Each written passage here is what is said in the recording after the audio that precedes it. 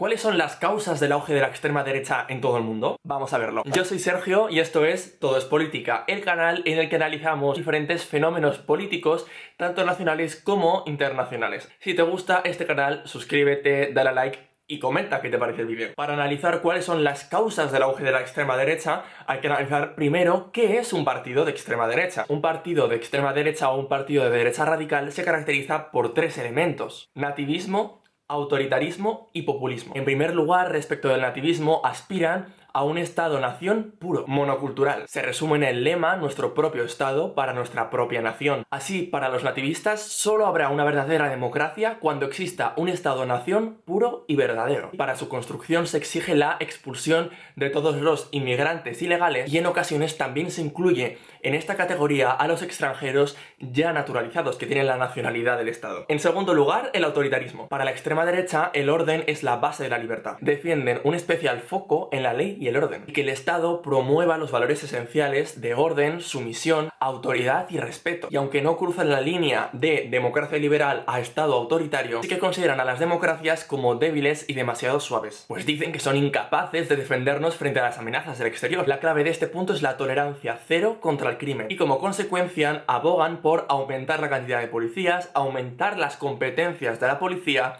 o aumentar el número de prisiones. En definitiva, gran parte de su política se basa en el denominado populismo punitivo. Para la extrema derecha, la función del derecho penal es proteger a la sociedad y no rehabilitar al delincuente, incluirlo de nuevo en la sociedad. Por lo que esto va a tener como consecuencias un aumento de las penas, su agravamiento excesivo. Y en tercer lugar, el populismo. Su principal elemento es que la voluntad popular debería implementarse sin restricciones ni límites. Critican así la partitocracia. La democracia populista que defienden los partidos de extrema derecha se basa en tres elementos: política plebiscitaria, personalización del poder y primacía de lo político. Respecto a este primer elemento, como dice la líder del Frente Nacional en Francia, Marine Le Pen, hay que devolver la palabra al pueblo. ¿Y cómo se hace esto? Mediante, por ejemplo, referéndums o mediante iniciativas de revocación de los cargos. Vistas estas tres características que comparten todos los partidos de extrema derecha, hay que ver muy rápidamente cuáles son los tipos de partidos de extrema derecha. Ultraconservadores, que son pro-OTAN y socialmente conservadores, pues defienden la familia, la religión, etc. Los autoritarios nacionalistas son por tanto pro-autoritarios y socialmente conservadores, y continúan las tesis del posfascismo del siglo XX. Rechazan la democracia, persiguen a las minorías étnicas y buscan una política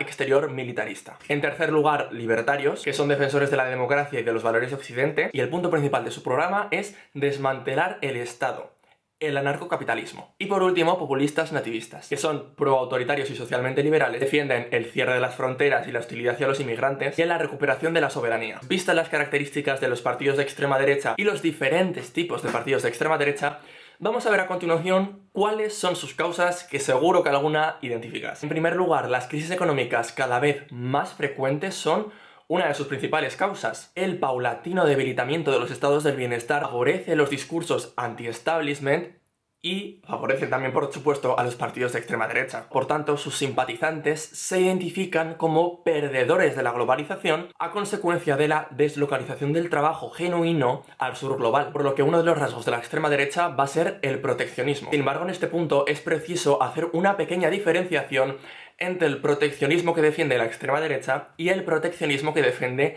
la izquierda o desde el ecologismo, por ejemplo. El proteccionismo de la extrema derecha es un proteccionismo étnico para preservar el Estado-nación, mientras que el proteccionismo de la izquierda o de los ecologistas es un proteccionismo ecológico y es un proteccionismo que tiene como objetivo devolver la soberanía productiva y económica al Estado. Et quand vous dites protectionnisme comme si c'était un mauvais mot, notre protectionnisme écologiste n'est pas un nationalisme.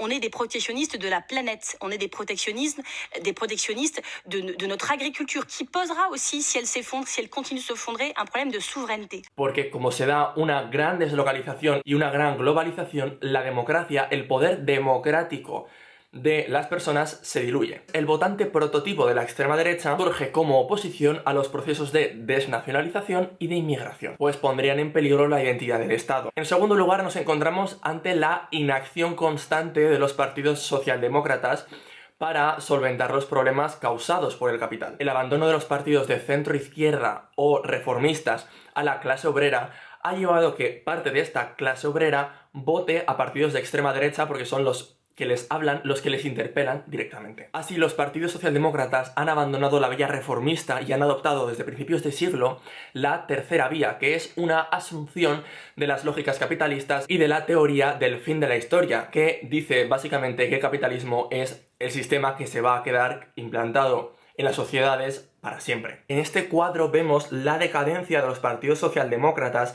desde el año 1998 hasta el año 2018, destacando por ejemplo el caso del Partido Socialista francés o el caso del PSOE en España. Fuera de la Unión Europea teníamos el caso del Frente de Todos, que podría calificarse como reformista, aunque realmente es peronista, una ideología o un movimiento político sui generis y exclusivo de Argentina. Prometía hacer reformas para devolver poder adquisitivo a las personas y, vistas que estas reformas no se implementaron, se produjo un voto protesta a la extrema derecha de Milei. Volviendo a los discursos identitarios, la disolución y eliminación paulatina de los estados-nación ha provocado una reacción a parte de la población y, por supuesto, los flujos migratorios a sobre todo estados europeos ha contribuido a esta reacción, impulsándose incluso las teorías del reemplazo. Cuando nosotros hablábamos de reemplazo poblacional, decían, joder, los conspiranoicos.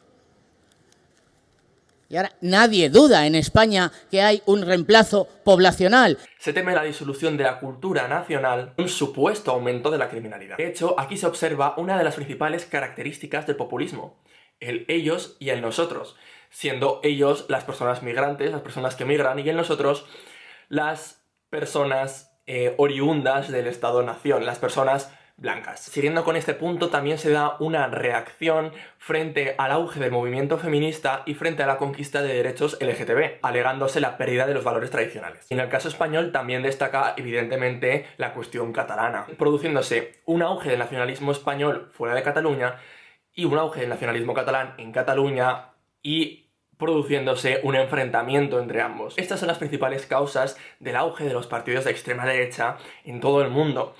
Me gustaría saber cuál es tu opinión, déjamela en los comentarios y nos vemos la semana que viene. Espero que os haya gustado mucho el vídeo y os mando un besico.